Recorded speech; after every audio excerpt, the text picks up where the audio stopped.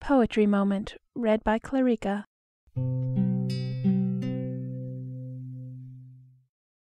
The Lessons of Nature by William Drummond.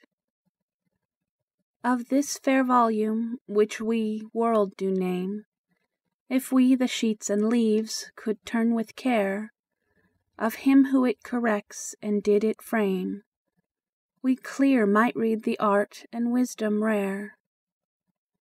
Find out his power which wildest powers doth tame, his providence extending everywhere, his justice, which proud rebels doth not spare, in every page, no period of the same.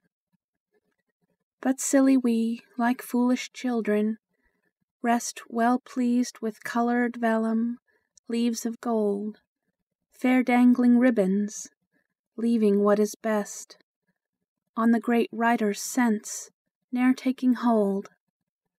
Or if by chance we stay our minds on aught, it is some picture on the margin wrought.